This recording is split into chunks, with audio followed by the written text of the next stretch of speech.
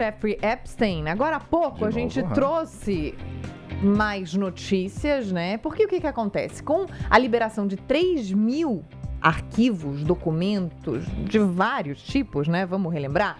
E-mails, fotos, vídeos, trechos de entrevistas, prints, tem um monte de coisa. Isso foi liberado e os jornalistas, os investigativos, vão lá, veem tudo e, com o passar dos dias, à medida em que conseguem ver, porque é jornalista mesmo, não é inteligência artificial. Aí eles vão destacando o que é mais importante e tudo mais. Então a gente vai continuar falando disso nos próximos dias, a gente vai continuar trazendo fatos novos, apesar da liberação dos documentos ter acontecido na sexta-feira. E um dos principais fatos novos com essa liberação tem a ver com a monarquia britânica. Então, o caso Jeffrey Epstein volta a colocar a família real britânica no centro das atenções, aprofunda mais aí um desgaste da imagem pública da monarquia e a gente vai para a Europa, então falar sobre isso com a nossa correspondente da TMC, Marina Isidro. Marina, como é que esse novo capítulo do escândalo está repercutindo aí no Reino Unido, hein? Bom dia, olá pessoal. Olha, mais uma vez o foco do caso Jeffrey Epstein se volta para a família real britânica e, lógico, de uma forma extremamente negativa. Há algumas horas o Andrew, ex-príncipe Andrew, né? Ele perdeu o título de príncipe, todos os títulos dele de nobreza, finalmente se mudou, saiu da mansão de 30 cômodos onde ele morava em Windsor. Essa questão tem sido alvo de muitas especulações desde pelo menos outubro do ano passado, quando a imprensa britânica revelou que desde 2003, quando Andrew assinou o contrato para morar nessa propriedade, que faz parte do portfólio de bens da família real, ele até fez um pagamento antecipado para reformas, mas em troca não precisaria pagar aluguel, só a manutenção do imóvel dentro de um contrato válido por 75 anos. Então, desde que isso veio a público, colocou mais pressão na família real por deixar o Andrew morar de graça em uma propriedade avaliada no equivalente a mais de 200 milhões de reais diante de todo esse escândalo. E aí, depois da divulgação dos últimos documentos ligados ao caso Epstein pelo Departamento de Justiça dos Estados Unidos, e que mais uma vez mencionam o Andrew de uma forma muito prejudicial para a imagem da monarquia, né? Inclusive com uma foto em que ele aparece de quatro em cima de uma mulher, cujo rosto, claro, não foi identificado. Eu acho que isso foi o basta realmente, né? E aí o rei Charles III teria dito para o Andrew, de fato, agir, sair de casa. Ele foi agora para uma acomodação temporária, mas, claro, paga pelo rei, né? Temporária aí, de acordo com o nível da monarquia. Agora, a polícia britânica, inclusive, está investigando o Andrew e o fato de que uma segunda mulher teria sido enviada para o Reino Unido por Epstein para ter um encontro sexual com o ex-príncipe. Isso teria acontecido nessa residência em que ele morava em 2010, com uma mulher que não é britânica e que na época teria cerca de 20 anos de idade.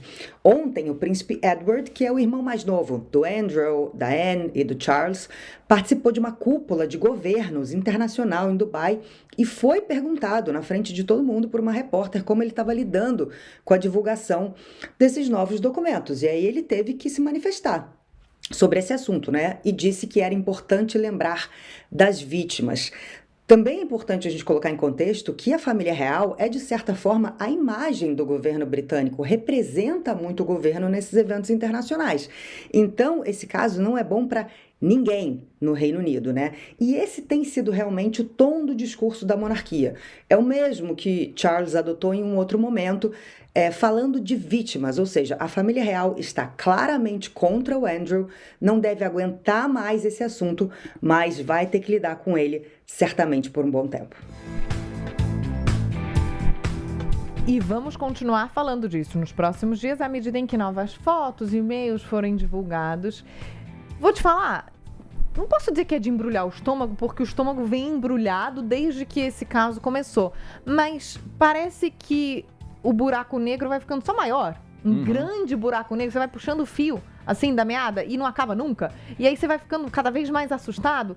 Porque quando a gente tem indícios, quando a gente não vê, não lê, fica muito no campo do imaginário. Quando a gente vê, lê, assiste, você começa a ficar tão desconfortável, o que é bom. A gente precisa disso, a gente precisa que esses magnatas, homens e mulheres, deixem essas relações de poder para abusar, para manipular, para seduzir, para cometer esse tipo de crime contra meninas, contra meninos, contra crianças, adolescentes, que é um problema mundial e aqui no Brasil também, mas que é horrível, e a gente, ainda que seja horrível, vai continuar falando disso. E para você, ouvinte, né, que vai se lembrar, né, que tem, não é tão novo assim, mas não faz tanto tempo, né, o Wikileaks, né, a gente sempre usa como referência esse caso da explosão de documentos divulgada no fenômeno Wikileaks. Isso foi em 2006, começou há 20 anos, né, e causou um estardalhaço, foi o momento zero da divulgação, do vazamento de informações em grande escala, documentos em grande escala, como a Joana destacou, envolvendo toda uma rede de autoridades, uma rede de poderes, né, interligados, envolvendo poder público, envolvendo poder privado. Como a gente disse, né, tem gente da área pública e gente da área privada. E, como a Joana destacou também, no caso do Wikileaks, isso ficou claro, é tanta informação que o desdobramento dessas informações e das investigações que vêm após essas informações demora muito, demora anos, né? Demora anos e, obviamente, não deve ser esquecido.